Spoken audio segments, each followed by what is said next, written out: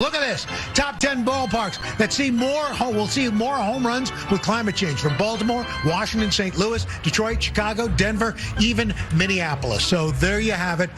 More home runs, but that means we are warming up as far as our climate's concerned.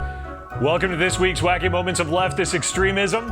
Well, summer's here. It's a great time to go out and enjoy some baseball, except NBC says you really shouldn't. Why?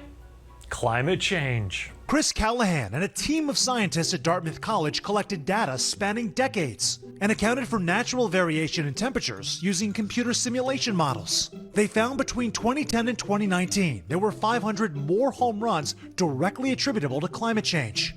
Since baseball averaged around 5,000 long balls a year over that time frame, that's only about 50 a season, or 1% of all home runs. It's interesting that they chose to highlight 2010 through 2019 because those years actually saw fewer home runs than 2000 through 2009. So I guess we have to assume things must have gotten cooler in the past decade. The study also ignores changes in baseball, from the launch angle revolution to changes to the ball itself, because baseball is not a static variable to base a study with. But you wouldn't want those pesky things getting in the way of a good agenda push, would you? Well, guess what? They have been taken off. The baseball season has warmed over 2 degrees since 1970. Each 2 degree of warming adds about 95 runs per season. Agenda pushing. Just ask Katty Kay of MSNBC's Morning Joe. She bemoaned the Dobbs and other court rulings that limit access to abortion while completely missing the point of the laws. Look, America prides itself on being a country that expands people's rights, that expands rights of access to those who have not traditionally had power and opens doors to them having it. And so that's why the Dobbs ruling, I think, was such a blow. It apparently doesn't occur to clueless Katty that the most powerless of all are unborn children, and those rulings expand their right to live? Look, America prides itself on being a country that expands people's rights, that expands rights of access to those who have not traditionally had power and opens doors to them having it. I don't know, like maybe the right to life? That's a thought that wouldn't pop into a leftist head.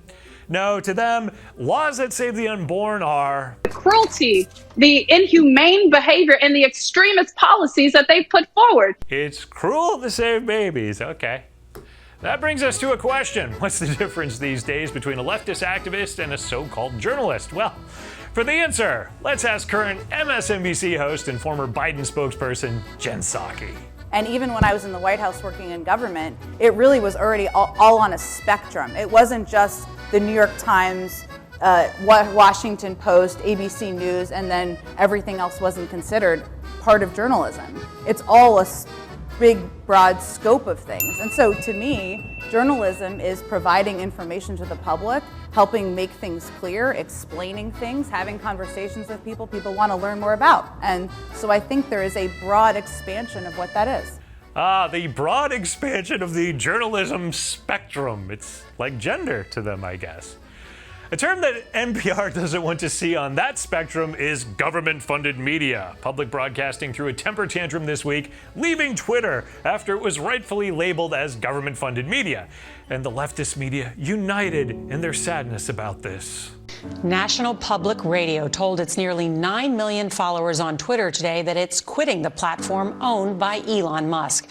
Twitter labeled NPR's main account as state-affiliated media, later changing it to government-funded media, which NPR says undermined its editorial independence. I guess NPR didn't realize that they could lose the government-funded media tag by simply not taking government money. It'd be nice for us taxpayers, wouldn't it? But that thought, of course, never occurred to them during their Twitter temper tantrum. The news organization says the labels are misleading and an attempt to undermine its credibility. A temper tantrum like that does look childish, but MSNBC takes it a notch lower this week by bringing on guests that simply do name-calling. The tens and tens of Trump supporters that were there, including, Marjorie Toilet Green. Stay classy, MSNBC. And that's why he needed to run back immediately to Mar-a-Lago. Or not, stay scummy. I guess stick with what you know. That meltdown, though, doesn't hold a candle to the anti-Second Amendment Joe Scarborough, comparing living in modern America to actual war in other countries. I mean, it's inexplicable. I don't know what else to say. It's just inexplicable. It's just inexplicable. And Willie, we're now seeing images that resemble a film that we saw out of Vietnam, video that we saw out of Fallujah, video that we saw out of Kandahar. Yeah, it's really not, but let me guess, MSNBC is exaggerating things so they can push a political agenda. The war, you know, Republicans always said we've got to fight them over there so we don't have to fight them over here. Okay, well, we're fighting them over there. But we're fighting ourselves over here. We're fighting a Republican Party. What else would you expect from MSNBC? Certainly not journalism, because all you get is leftist Democratic hype. They seem to have, gotten back into lynching, hanging, all sorts of other sort of draconian 19th century fare. What is going on with Republicans that they seem to be bringing back the lynching vibe? Well, look at them laugh. Even they have to chuckle at what a biased joke they are from time to time. One thing that the leftist media doesn't want to deliver any punchlines on, however, is the joke that's in the Oval Office. It was revealed this week that White House visitor logs show business partners and assistants of Hunter Biden visited the White House more than 80 times while his father was vice president. Now that's strange, considering Joe says he never discussed his son's business dealings. But the big three networks gave this news no coverage. Why? Well, because all they have to give us is a bunch of leftist hot air. How many more home runs are we talking about per season because of climate change? I'm Eric Shiner for MRC-TV, asking you to head over to the MRC homepage, click on that donation button to help support videos like this one. Visit MRCTV.org for the latest in videos, entertainment, and information. And please like, share, and subscribe to these videos on the platforms that let you see us. Some of our videos only exclusive on Rumble this week. Check them out. We'll be back next week with another look at leftist media madness.